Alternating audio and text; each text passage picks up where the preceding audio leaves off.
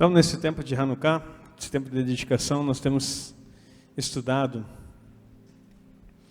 a respeito daquilo que somos, que temos e fazemos. E temos ajustado aí um tempo para que você aprenda muito a respeito do papel que você pode desempenhar na edificação do reino e que você possa também desenvolver esse conhecimento de uma forma efetiva. Nós queremos uma igreja que, sonhamos com essa igreja, que ela absorva o conhecimento daquilo que é a revelação do Senhor e traga isso na prática da sua vida, na prática da palavra. Então, pode passar o primeiro slide ali para rever, que ontem nós não tivemos. Pode colocar o próximo. Então, nós falamos a respeito da pericorese, né? Que é essa unidade de Deus entre as três pessoas da Trindade, e que Ele espera que isso seja reproduzido por nós. Pode colocar o próximo. Aí o que dedicamos para Deus, nossa vida, visão, mente, coração, ações, corpo, caminho, casa, casamento e filhos. Então, essas coisas que nós estamos dedicando. Hanukkah fala dessa dedicação, dessa vida em nós. Somos edificados e não edificadores e não colecionadores de pedras. Aí veja como cada um edifica, o fundamento, edificação, edifício, ministérios. Aí o projeto, a visão de cada um, que eu vou especificar melhor aqui nos próximos slides. Então, sobre o firme fundamento, se você quiser fazer anotações, isso é importante, você saber aonde você está alicerçado. Efésios 2, 20 e 22, que nós lemos ontem, mas vamos estar aí trazendo com essa figura que ajuda a memorizar também, edificado sobre o fundamento dos apóstolos e dos profetas de Jesus Cristo, que é a principal pedra de esquina, na qual todo edifício bem ajustado cresce para templo santo no Senhor, no qual também vós juntamente sois edificados para a morada de Deus em Espírito. Então, ali você vê um desenho de uma igreja, né? Aquela ideia tradicional de igreja, mas que você tem ali apóstolos e profetas como fundamento. Cristo, o fundamento é Cristo, e os apóstolos e profetas constroem a partir disso. Então, falamos ontem que somos chamados a construir algo para Deus, que a nossa função aqui como igreja é essa construção. Pode colocar o próximo, por favor. Aí, pedra de esquina e pedra angular, você vai ver essas duas expressões que Cristo é. O que é a pedra de esquina? Ali está em formato de uma cruz para simbolizar Jesus, né? Mas a pedra de esquina é a amarração que acontece num prédio. Então, a pedra de esquina é a pedra que segura e sustenta as paredes. Elas não eram feitas colunas nas construções. Então, precisava dessas pedras, ou dessa pedra fundamental, que ela partia de baixo do chão e ela amarrava as demais. Então, Cristo é essa estrutura que amarra o edifício que somos nós, pedras vivas nessa construção. E ali embaixo, como está a 1 Pedro 2,7, né? Assim para vós, os que credes, é preciosa, mas para os rebeldes, a pedra que os edificadores reprovaram, essa foi a principal da esquina. Então, aquele desenho acima. E ali embaixo, para você entender o que é pedra angular, se até hoje você não sabia o que é, quando se faz esses arcos, e esses arcos não são apenas portais, era o sistema do marco de todas as entradas, e até mesmo o formato abóboda que é feito nas construções. Nesse período era necessário que houvesse uma pedra, olha a estrutura como era levantada, era firmada, e daí a pedra angular, ela tinha o ângulo correto para segurar toda a estrutura. Era a última pedra a ser colocada e encaixava e firmava todas as demais, sem argamassa, sem nada, apenas um encaixe. Isso prefigura o que Cristo faz em nós. Quando Babel foi construída, os homens usaram betume, piche, para fazer argamassa, para poder ligar. Então, uma liga artificial, ou vamos dizer assim, uma liga natural daquilo que deve ser espiritual. Quando você vê um prédio edificado assim, sem argamassa alguma, ele depende apenas de uma pedra, que é a pedra angular. Esse Jesus é a pedra que vocês, construtores, rejeitaram, se tornou a pedra angular, Atos 4:11, que é aquela pedra que encaixa e fecha todo o sistema. Então é isso aí que nós somos construídos como templo, temos como pedra, como fundamento Cristo, como pedra. Olha a estruturação do que está fazendo em três formas. A nossa base é Cristo, a nossa pedra de esquina é Cristo, e a pedra angular que sustenta tudo é Cristo. Então, a partir disso, nós construímos a partir de Cristo. Pode colocar a próxima. A edificação, ali o desenho ficou pequeno, mas dá para ver as mãos bem grandes, né? Cristo é a pedra sobre a qual Ele mesmo edifica. Isso é interessante, não somos nós que edificamos, mas é o próprio Cristo. E aí você vai ver aí nesse desenho, tem uma igrejinha em cima de uma rocha. Nós estamos falando de casa como santuário. Então, pois também eu te digo que tu és Pedro, e sobre essa pedra edificarei a minha igreja, e as portas do inferno não prevalecerão contra ela. Mateus 16, 18. Então, quando Deus edifica, quando Cristo edifica a sua igreja, não tem como o inferno prevalecer. Queridos, se somos saqueados e atacados pelo inferno, isso significa que nós estamos construindo fora de Cristo. Porque aquele que está em Cristo, o maligno não lhes toca. Eu quero dizer para você, nós precisamos construir a partir de Cristo. E não significa que Cristo não queira fazer, mas talvez nós estejamos tão acostumados a fazer as coisas na força do nosso braço, que estamos deixando de lado a ação do sobrenatural de Deus que está em nós. Amém? Ele habita em você. Nós estamos nos dedicando a Ele porque tem 9 dons disponíveis para nós, 9 gomos desse fruto do Espírito que é Ele produzindo em nós. Tem um nascer de novo aqui, nesses 9 dias.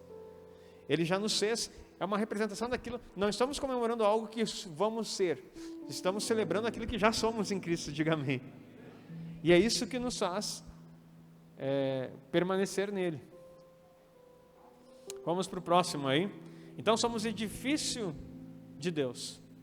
Vós também, como pedras vivas, sois edificados casa espiritual e sacerdócio santo, para oferecer sacrifícios espirituais agradáveis a Deus por Jesus Cristo. Então aí estão as pedras encaixadas, e é isso que nós somos, porque nós somos cooperadores de Deus, vós sois lavoura de Deus e edifício de Deus.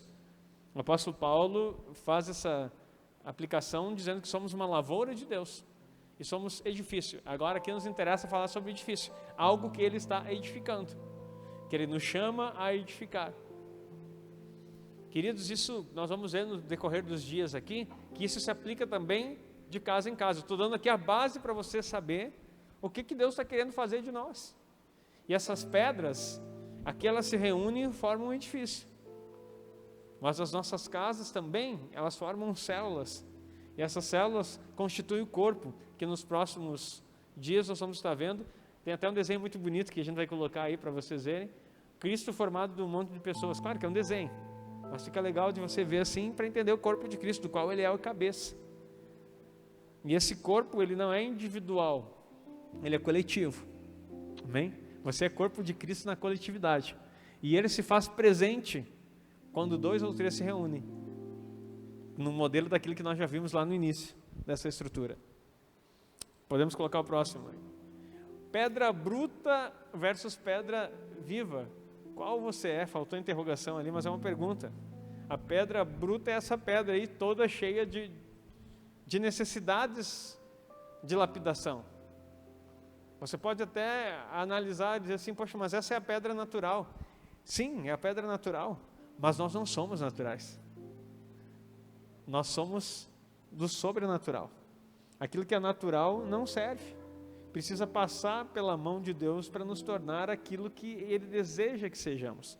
Assim como o barro é moldado pelo oleiro para fazer da obra do artífice o que ele bem entender, assim nós como pedras vivas precisamos ser lapidados por Deus para que possamos encaixar no propósito que Ele tem para nós. Então, nós precisamos compreender essas coisas. E ali no lado você já vai ver o mesmo tipo de pedra que era bruta, ali já está cortada em paralelepípedos. Aí nós já vimos esse texto aqui também, veja como edifica. Pode colocar o próximo slide. Aí 1 Coríntios 13, de 10 a 15, segundo a graça que de Deus que me foi dada, pois eu, como sábio arquiteto, o fundamento e outro edifica sobre ele, mas veja cada um como... Ali pus o fundamento, faltou uma palavra. Cada um como edifica sobre ele. 1 Coríntios 3:10. Então ali você tem, olha que desenho interessante esse aí.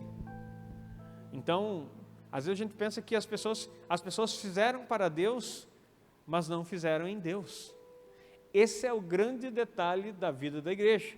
Muitas pessoas estão fazendo para Deus, mas não estão fazendo em Deus. E aquilo que você faz para Deus, com maior dedicação que seja, não importa para Ele no final, porque o que importa é que seja feito a partir dele e não a partir de você. Olha lá, ouro, prata e pedras preciosas são construídos a partir de Jesus. Agora, madeira, feno e palha são constituídos e construídos a partir de mim. Não estão alicerçados no fundamento. Isso aqui é muito sério, porque o nosso galardão, a nossa recompensa virá daquilo que nós estamos edificando nele. Por isso, todo esse tempo de dedicação que nós estamos priorizando aqui para a igreja, para que você perceba em você se você está construindo nele ou não.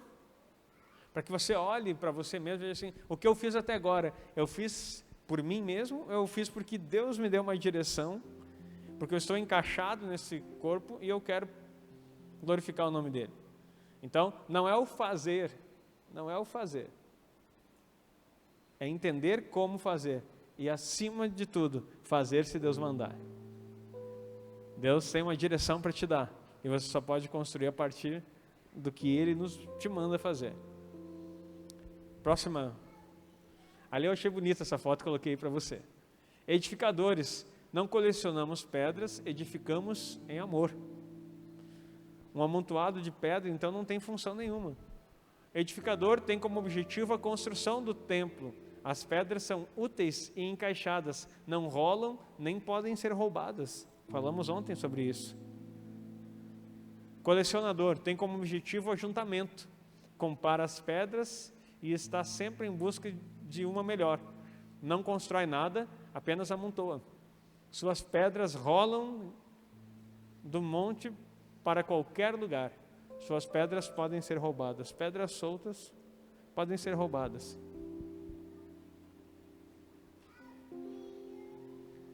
E ali no meio aquela pedra em forma de coração encaixada dentro da estrutura, isso é o que nós entendemos. Nós construímos a partir de Cristo, em Cristo e em amor. A edificação é em amor. Pode colocar a próxima. Deu 5 ministérios, que nós vimos também.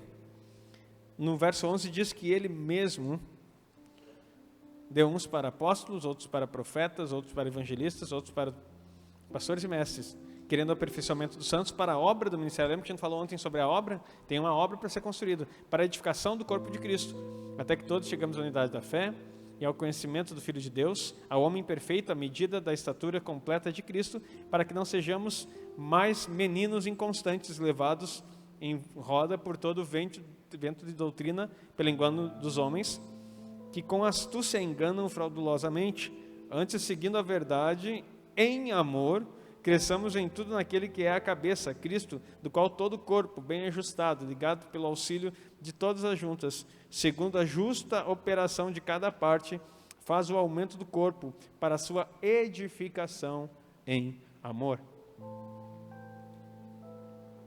Ok? As figuras ajudam a gente a lembrar. Posso colocar o próximo. Então, falamos ontem, agora eu vou mostrar para você ali, tem um homem planejando. Talvez lá longe você não vê, mas tem uma cidade embaixo e em cima o que ele está querendo construir. E aí essa é a função do apóstolo. O apóstolo é aquele que tem a visão do futuro e conhece o projeto, podendo ver a obra finalizada antes do seu início. Essa é a visão apostólica. Nem todos têm isso. Só tem isso quem tem a unção apostólica. Esse estipula o fundamento, qual é Cristo. Para isso, ele é enviado da parte do Senhor.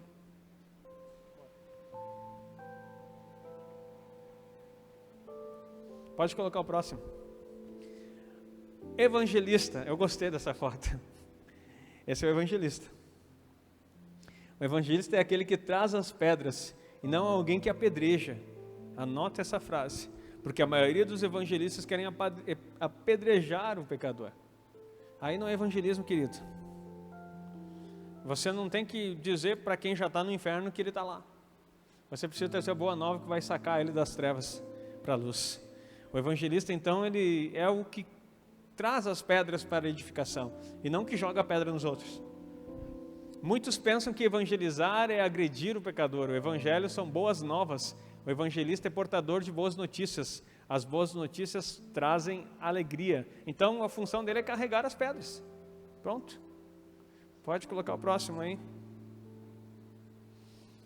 Aí, aqui com as figuras ajuda mais. A gente falou ontem sobre isso. Aperfeiçoamento é o mestre. O mestre não é a função do evangelista.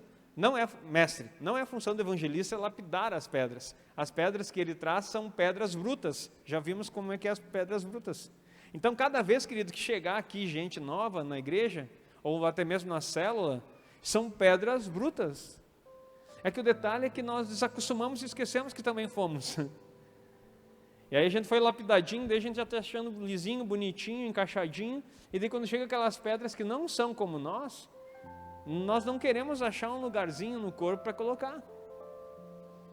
E aí a gente começa a achar os defeitos das pessoas que estão chegando, porque nós não entendemos que eles não passaram. Daí eu sei que tu pode dizer assim, mas com o tempo que estão na igreja deveriam ser. Mas se não são, tenha paciência.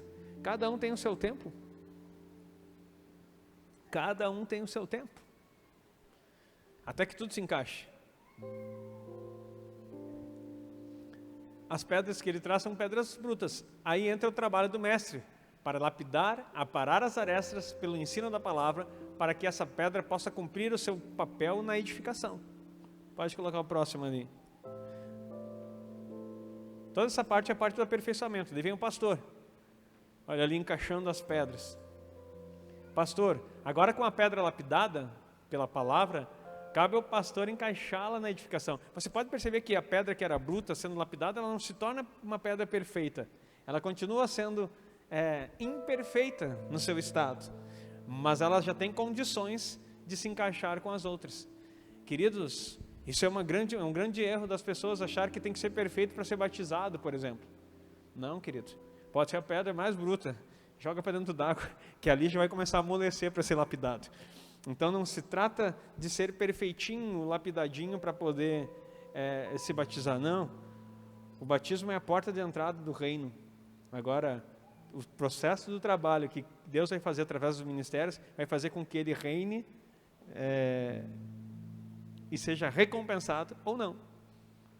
Isso depende de como ele edificar. Mas precisa passar pelo processo. Inserir e ajudar Aqui, o pastor agora com a pedra lapidada pela palavra, cabe ao pastor encaixá-la na edificação. Inserir e ajudar as pessoas a encontrar o seu lugar no corpo é função pastoral e exige trabalho minucioso. Aí você pode dizer assim, poxa, eu estou falando aqui, quando eu estou ensinando sobre os ministérios, eu estou falando dos ministérios no geral. Ministério quer dizer serviço.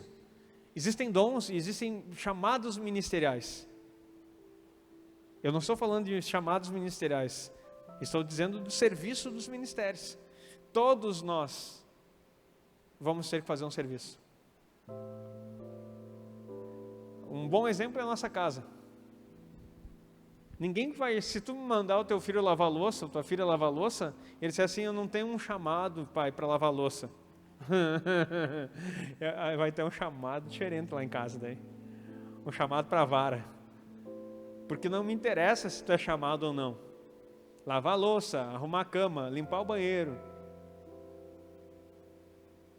Cuidar da roupa. Imagina a minha esposa, que é responsável por essa parte de sempre organizar as roupas e lavar as coisas, colocar tudo lá na máquina, ela chegar assim, eu não tenho um chamado para lavar roupa.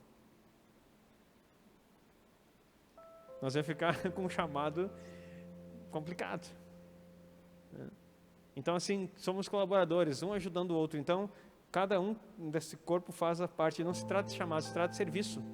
Tu pode não ser o lavador de louça, mas tu vai lavar a louça. Tu pode não ser o limpador de chão, mas vai limpar o chão. Tu pode não ser seja lá qual for a obra que seja. Igreja é isso, é um serviço. Então, esse serviço está pronto. Ah, não, mas eu sou do louvor. Bem-vindo ao clube. Eu sou pastor, e daí? Cada um de nós tem uma função. Todos trabalhamos. A gente vai ficando mais velho, né? Já passou 11 anos aqui, queridos. Mas se tu for ver o pastor no início lá, a coluna hoje não está ajudando muito. Mas no início a gente estava lá quebrando viga para fazer porta no primeiro lugar que a gente fez a igreja. Tinha uma talhadeira de 20 quilos que a gente conseguiu emprestado com o corpo de bombeiros. E a gente batia naquela viga que tinha na porta para poder abrir ela e chegava a saltar faísca.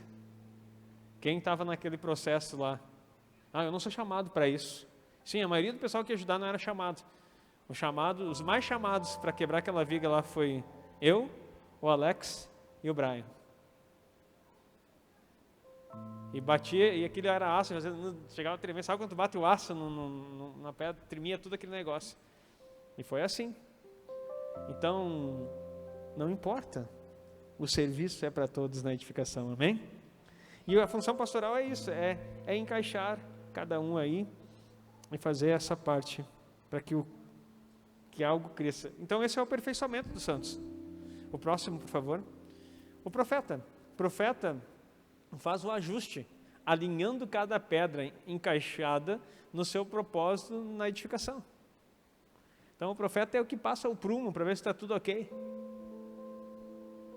Isso aqui, eu estou dizendo para você que é importantíssimo, porque a maioria das pessoas não sabem. Sabe por que é o aperfeiçoamento dos santos, que o mestre ensina para você? Para que você não seja levado por aí por todo o vento de doutrina. É o que estava escrito no início. Você está aprendendo coisas aqui que eu vou dizer para vocês. Talvez você não tenha ouvido falar em toda a tua vida de igreja. Isso vem de outro lugar ainda. Eu estou falando coisas que ninguém te explicou, porque precisam ser ditas. Eles precisam ser entendidas pela igreja, para que a igreja seja um corpo, um edifício, e não uma junção de pessoas. Vocês não são pedras avulsas, vocês são pedras vivas, que estão sendo edificadas como templo do Senhor, para a glória do nosso Deus. E você conhecendo essas coisas, você pode vivê-las. Suas palavras corrigem o que está torto e revelam o crescimento do que está ajustado. As palavras do profeta, então, vai endireitar o que está torto e vai revelar o que vai acontecer com aquele que já está ajustado. Porque aquele que está ajustado tem a diretividade das coisas de Deus, porque ele já está obedecendo. Então o profeta vai dizer: Deus tem uma obra para você, Ele está fazendo isso, Ele vai fazer a partir disso, vai crescer dessa forma, vai acontecer dessa maneira. Esse é o ministério profético. Pode colocar o próximo. Os 5 ministérios, os pilares da visão. Então agora você entendendo, e eu repassei ele propositalmente, para que você possa entrar agora. Eu ia dizer essa aula, mas é uma aula, esse momento agora vai ser muito importante para você. Eu quero que você, principalmente você que vai ter célula, você que vai trabalhar com isso, você precisa aprender. Pode colocar aí, então, o ganhar. O ganhar é a função. Você conseguiu ler lá, volta ao anterior, por favor. 5 ministérios, os pilares da visão: ganhar, consolidar, discipular e enviar. Nós não estamos inventando coisas, nós estamos tirando coisas da Bíblia. Ganhar, consolidar, discipular e enviar é o que a gente chama também de escada do sucesso, escada do êxito, pilares da visão, como você quiser chamar. Mas é importante saber cada função. Agora nós vamos olhar nos 5 ministérios como isso se encaixa.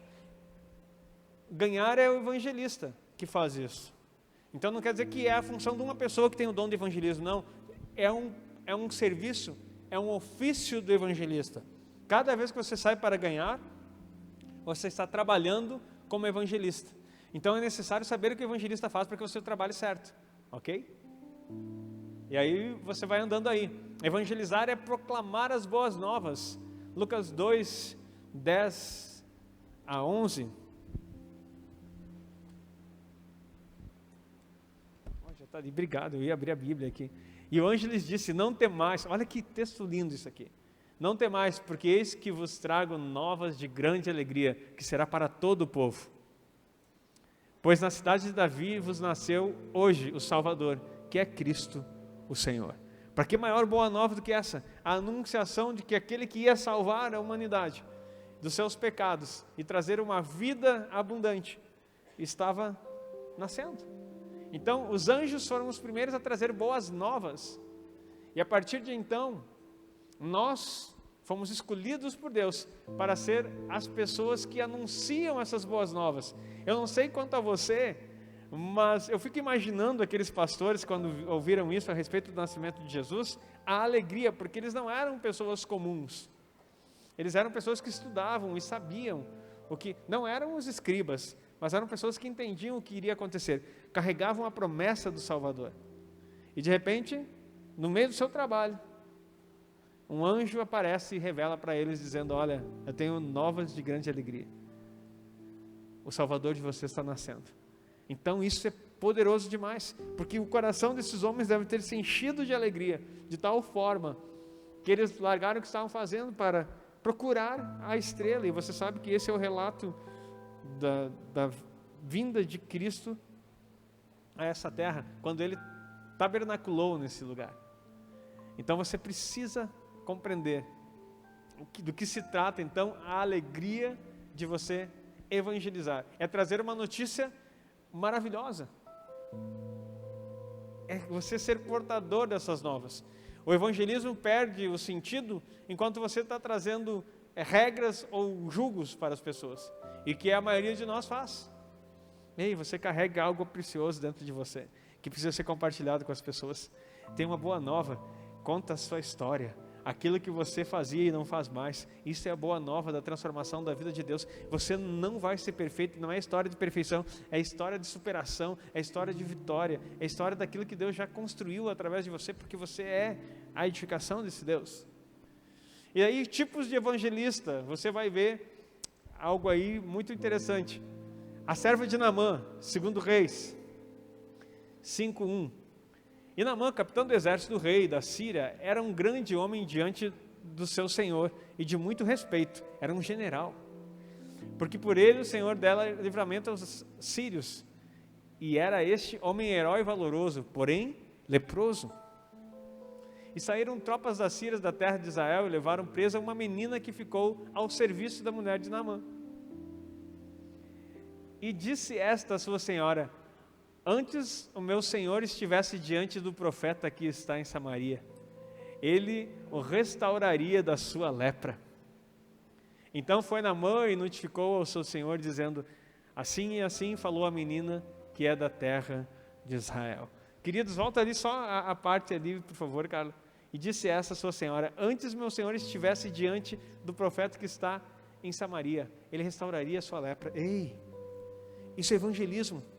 Essa menina era uma escrava, e ela via que o seu senhor, e não pensa que escrava, essa ideia de escravo tomando surra, é uma visão muito abrasileirada da situação. Sabemos que houve sofrimento na história da escravidão no nosso país, mas quando falar escravos aqui, esses escravos eram cuidados, era como se fosse um patrimônio, era algo adquirido que eles cuidavam muito, para que pudessem fazer o seu serviço e desempenhar aquilo pelo qual foram comprados. Isso é tão interessante que quando falamos a respeito de escravidão, o próprio apóstolo Paulo diz que ele é escravo de Cristo. E o escravo da orelha furada, aquele que depois de 50 anos de serviço, ele decide permanecer junto com o seu Senhor. Aí fazia-se um furo na orelha e ele permanecia voluntariamente, era livre, mas continuava servindo. Isso é importantíssimo para sabermos. Então esse modelo de evangelismo é dizer assim: olha, eu quero dizer para você, você precisa ser esse evangelista na tua célula, você precisa ser um evangelista na tua igreja, porque nós ficamos sempre esperando que algo aconteça, mas nós não honramos aquilo que já aconteceu. Você lembra que nessa igreja já aconteceu várias curas e milagres? Você sabe disso? Sabe mesmo? Várias curas e milagres já aconteceram aqui. E por que essas coisas não estão testificadas? Por que isso fica guardado entre não dá para dizer 4 paredes, porque nós temos um monte de parede aqui, né? Mas fica guardado dentro desse ambiente. Porque nós achamos, ou temos a timidez, ou não sabemos como fazer, ou achamos que isso não é tão importante. Se você espalhar essa boa nova, essa igreja enche. só pelo que já aconteceu. Eu vou falar de novo, não sei se está cansado, eu estou bem cansado. Eu quero dizer para vocês, eu venho aqui porque eu fiz um propósito de consagração. Porque eu também tenho minha rotina do dia, assim como você. Eu acredito que você está cansado e eu também estou. Mas eu quero dizer para você, mas eu venho aqui com alegria porque eu sei que algo diferente Deus está fazendo nesse tempo sobre nós. E aquilo que Ele já fez em você precisa ser gritado aos quatro ventos. Vamos ver o outro tipo de evangelista. Os 4 leprosos lá de Eliseu. Então disseram uns para os outros: não fazemos bem. Esse dia é dia de boas novas. O que aconteceu? O povo estava sitiado e Israel estava cercado. E estava um ponto já que as mulheres estavam... Houve até uma discussão interessante. Uma mãe combinou com a outra mãe e disseram assim: olha, nós estamos para morrer de fome.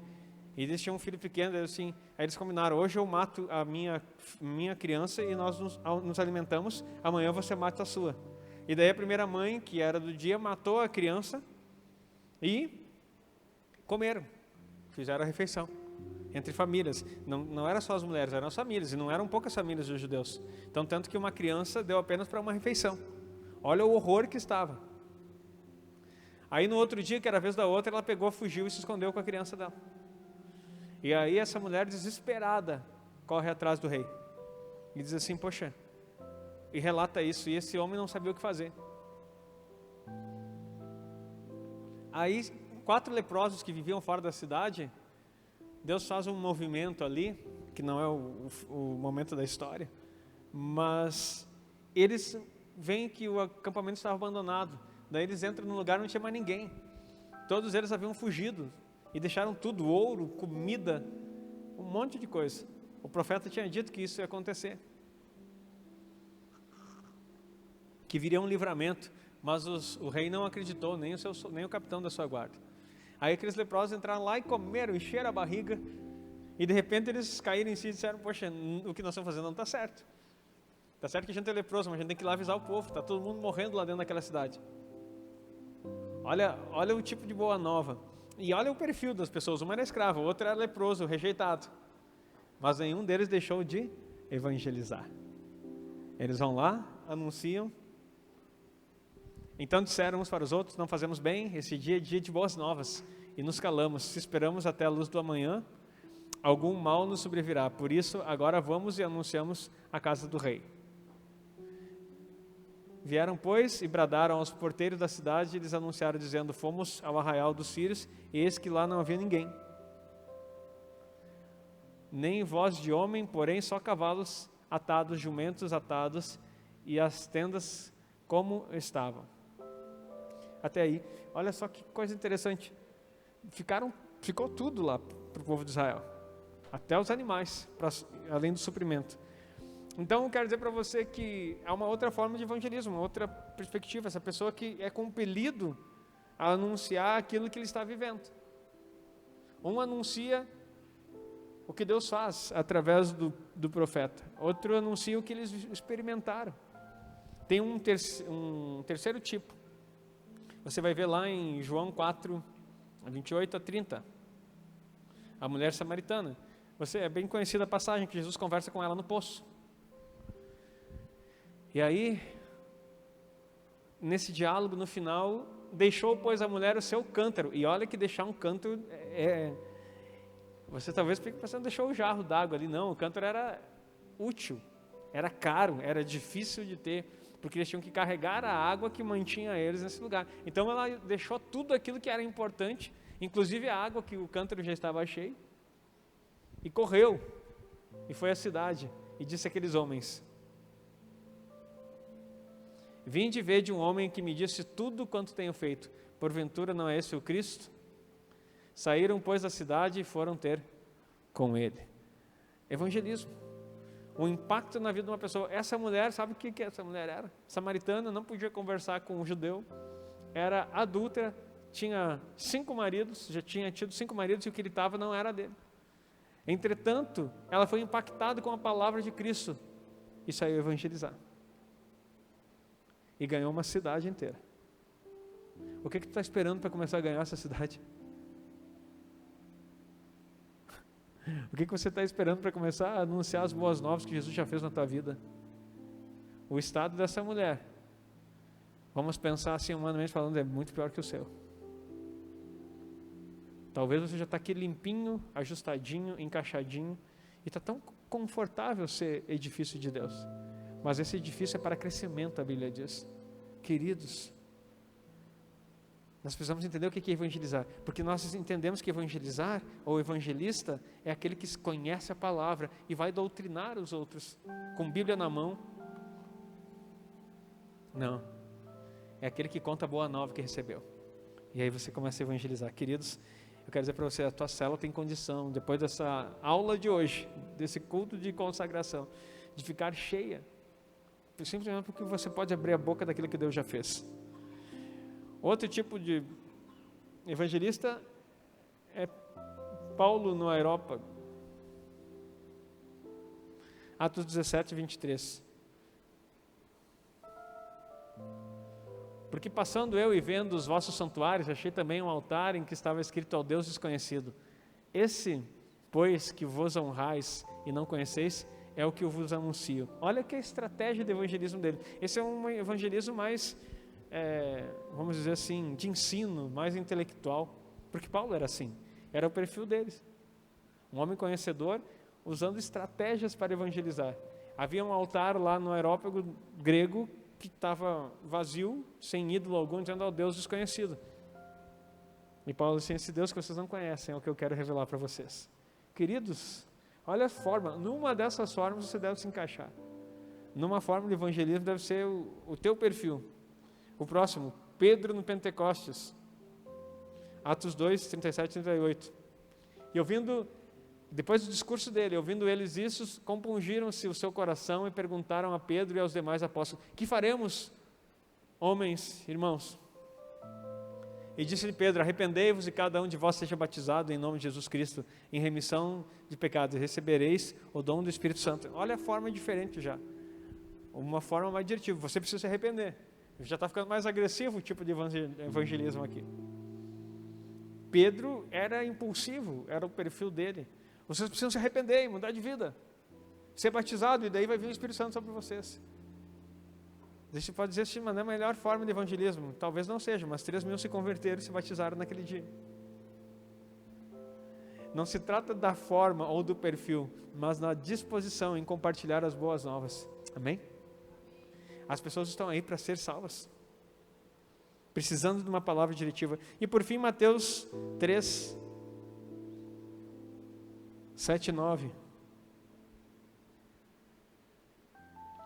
E vendo ele muitos dos fariseus e dos saduceus que vinham ao seu batismo, disse-lhes, raça de víboras, quem vos ensinou a fugir da ira futura? Produzi, pois, frutos dignos de arrependimento.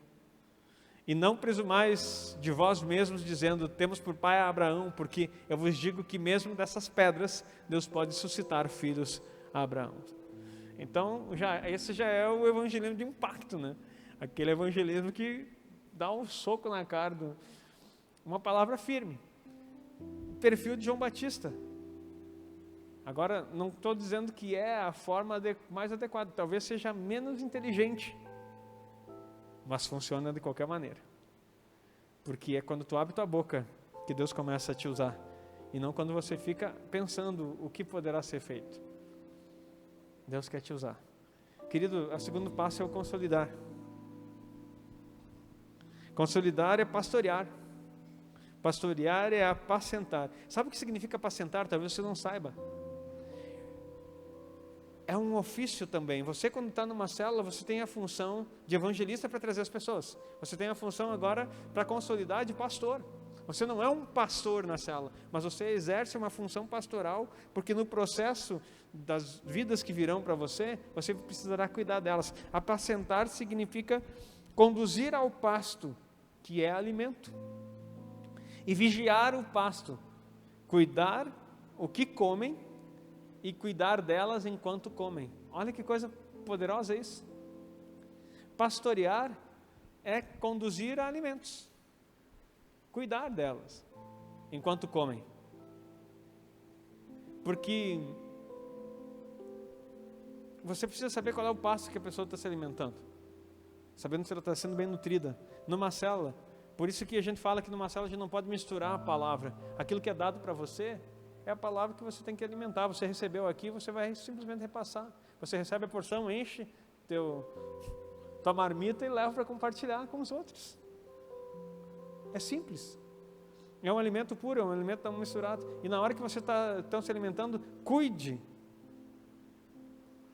delas, para que elas possam absorver esse alimento, possam ser nutridas. E vigie. Pastorear, apacentar é vigiar, para que enquanto elas estão comendo, porque enquanto você se alimenta, você pode ser uma presa fácil do engano, porque podem vir coisas misturadas. Então vigie enquanto está comendo, para que ninguém coloque outra coisa que não é aquilo que de fato o puro alimento espiritual que o Senhor tem para nós. Amém? Aí você pode ver algo bem interessante em João 21, 15 a 17. E depois de terem jantado, disse Jesus a Simão Pedro: Simão, filho de Jonas, ama-me mais do que estes? E ele respondeu: sim, Senhor, tu sabes que te amo. Disse-lhe: apacenta os meus cordeiros. Olha aí, ó, amor a Jesus é cuidar de vidas.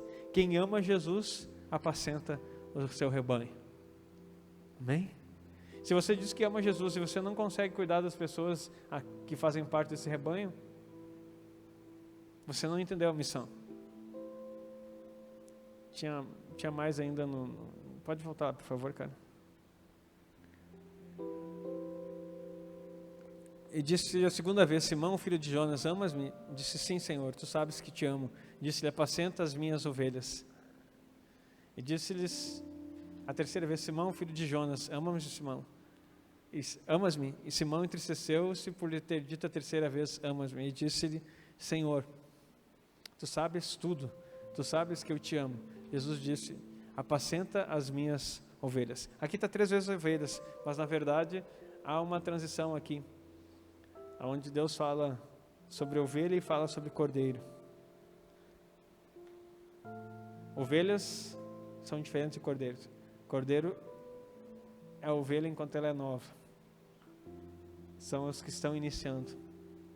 Então o Senhor está dizendo: cuida dos pequeninos, cuida dos mais antigos e continua cuidando de todos. Não vamos entrar na discussão de qual é o tipo de amor que está sendo expressado aqui, porque o nosso sentido é o pastoreio.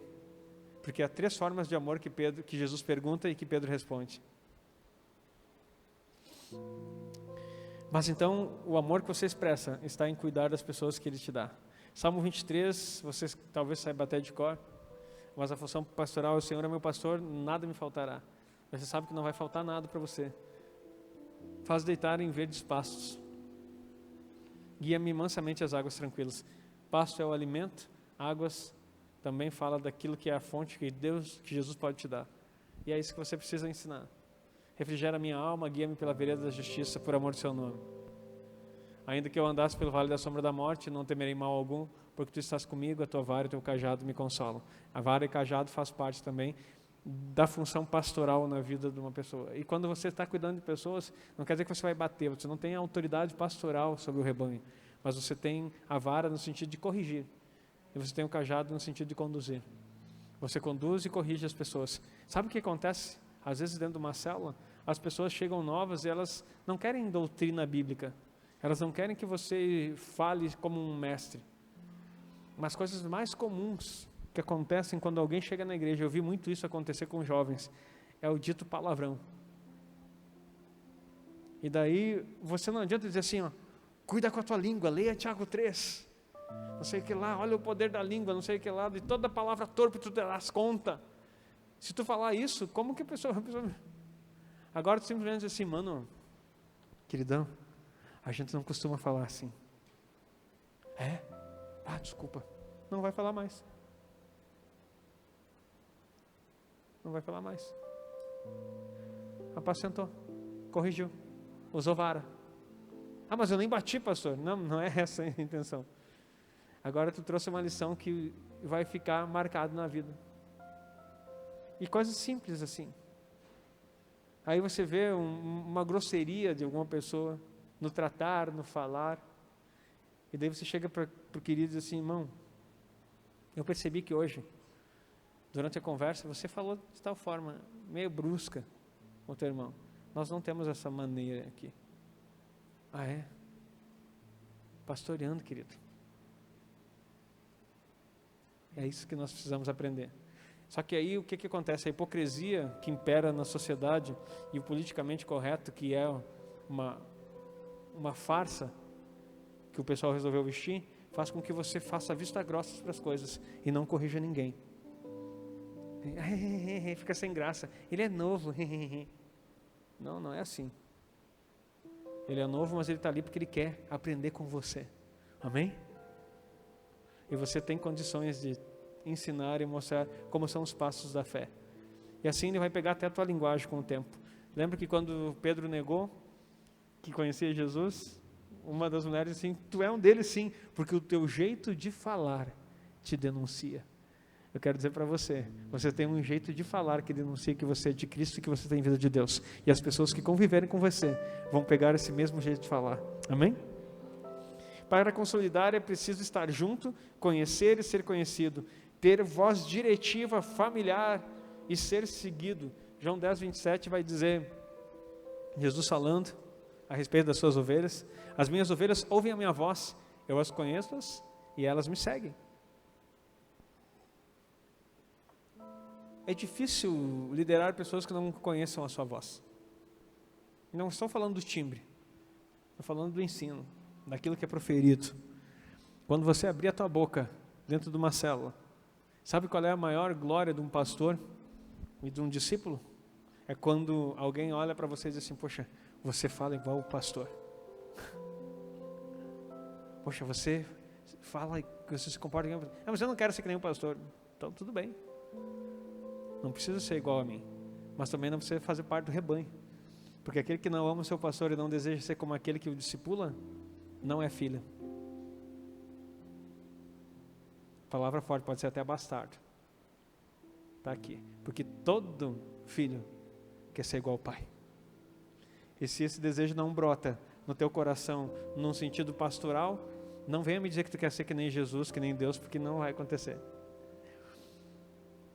Porque se você não consegue ver um espelho, um molde, uma forma de seguir, nos homens de Deus que são colocados para te direcionar, nos líderes da célula que são colocados para te abençoar, que precisam refletir quem os lidera, você não vai expressar Deus de forma alguma. Pastor, mas isso é uma heresia. Não, heresia é você dizer o contrário. Porque Paulo disse assim, sede meus imitadores, como eu sou de Cristo. E se Paulo falou, eu acho que, como ele mesmo diz em suas cartas, creio que também tem o Espírito Santo. E posso falar. Queridos, é muito poderoso isso. Entenderam o que é o consolidar, então? Vamos para o próximo.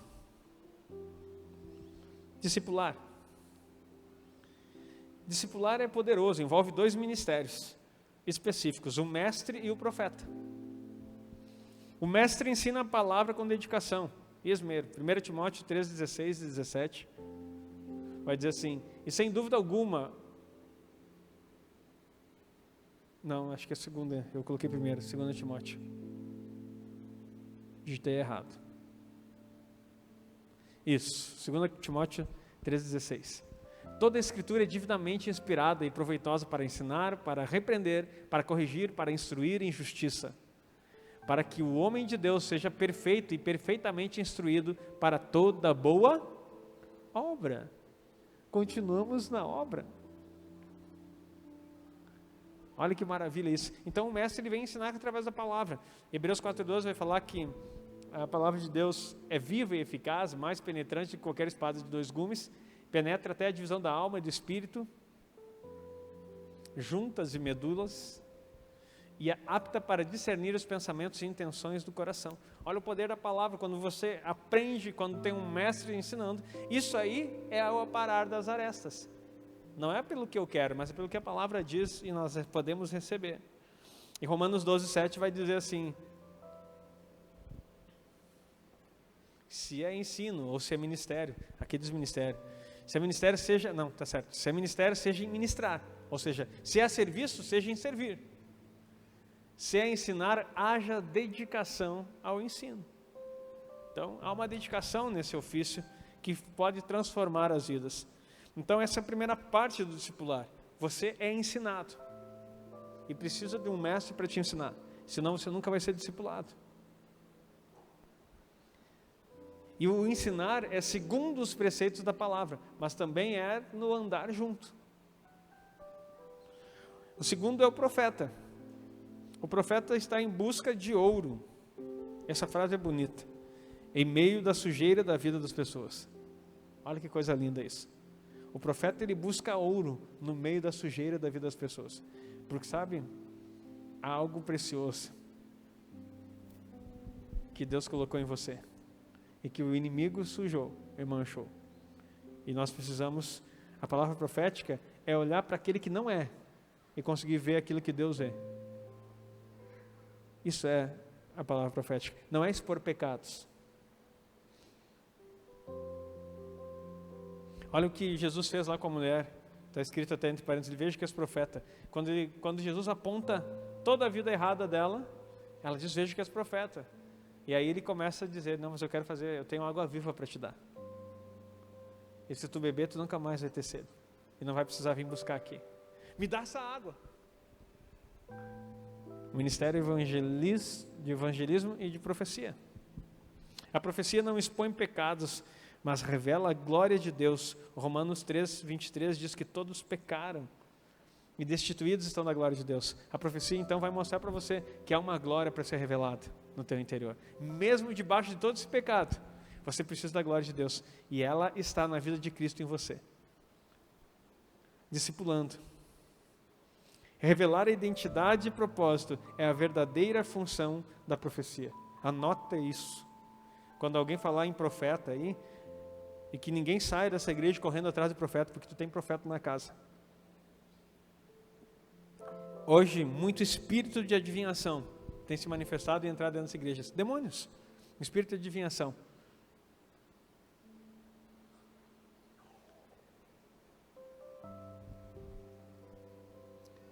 Pode colocar lá 1 Coríntios 14:3. Mas o que profetiza fala aos homens para edificação, exortação e consolação. Anota isso. Por favor, anota esse versículo, marca na tua Bíblia aí. Quem profetiza fala aos homens para edificação. É o que nós estamos falando. O profeta edifica junto com o mestre, que é o discipulado. Exortação. Exortação é incentivo. Exortação não é xingão, não. É incentivar a pessoa a andar no caminho correto. Isso é exortação. É trazer de volta para o centro das coisas que são necessárias. Essa é a função profética. Alguém está se desviando, o profeta não vai falar calamidade. Ele vai mostrar o caminho de volta. Isso é exortação. E consolação. O profeta, ele traz consolo. No momento que tu está abatido, o profeta tem uma palavra de consolo para você. E a gente acha que é o pastor, muitas vezes. Claro que tudo isso se mistura, né? Nos três não posso, mas a palavra diretiva. E a boa notícia para você é que a Bíblia diz que todos podem profetizar. Você pode ser um profeta, diga amém. Vou te dar mais uma oportunidade de dizer amém antes de que você durma sentado. Você pode ser um profeta, diga amém. Glória a Deus. Já estamos encerrando, queridos. Já vou te enviar para casa. Por fim, o apóstolo, que é o enviar. O apóstolo é enviado para estabelecer a visão. Abacuque 2:2. Então o Senhor me respondeu e disse, escreve a visão e torna bem legível sobre tábuas, para que a possa ler quem passa correndo. Então o apóstolo, ele escreve a visão, ele fala a visão, para que as pessoas que estão correndo possam ver. Eu sempre lembro, quando vejo isso aqui, do outdoor. As propagandas que até hoje ainda continuam, e é muito caro você alugar um espaço, porque elas têm efeito, porque quando você está na estrada, você não pode usar um celular. E você não pode ver propaganda de anúncio que se tem nas mídias sociais. Aí quando o carro, talvez no futuro, quando os carros não precisarem ter mais motorista, você possa olhar. Aí o outdoor vai perder seu valor. Mas, entretanto, hoje, muitas das coisas que você vê na rua, principalmente quando você chega nas grandes cidades, estão escritos em outdoors. E alguns deles até te conduzem a comprar alguma coisa. Não estou dizendo que todos anunciam vendas, mas muitos deles te fazem parar. Olha só o que tem aqui, um restaurante. Uma vez nós encontramos, numa viagem nossa a Santa Catarina, um restaurante para um outdoor. E nós, olha ali, daí tiramos, deu tempo de passar correndo, deu tempo de tirar a foto, pegar o número e comemos no restaurante que o outdoor anunciou. Olha como é importante escrever bem a visão, de forma que quem passa correndo, porque hoje a vida está muito rápida e os processos estão rápidos, nós queremos as coisas rápidas. Então você precisa ter uma visão clara, para que quem está correndo nessa vida possa conseguir ler aquilo que você está querendo dizer.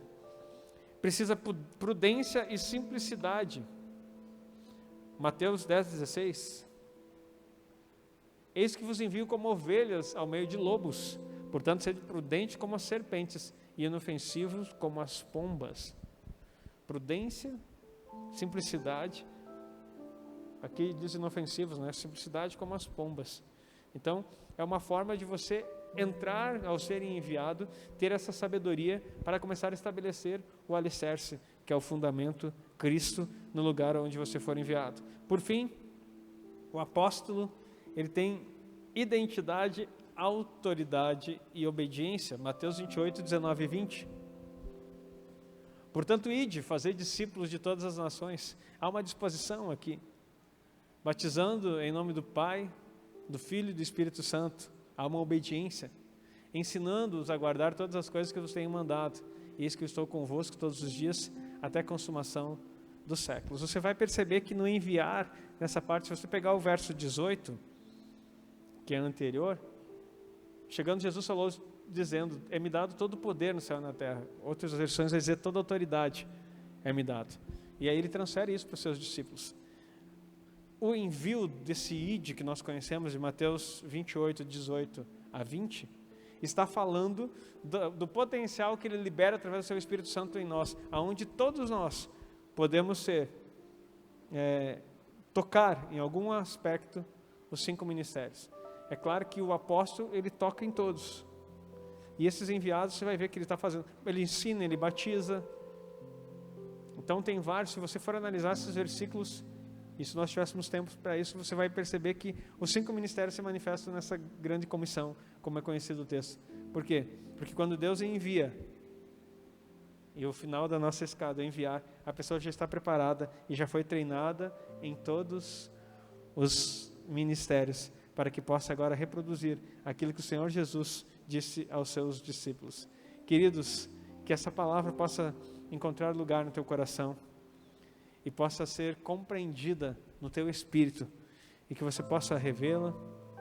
Depois você tem a oportunidade de assistir novamente e aprender. E eu gostaria que fosse como um treinamento para você, porque não basta apenas nós celebrarmos uma dedicação. Nós precisamos, de fato, dedicar as nossas vidas no propósito do Senhor.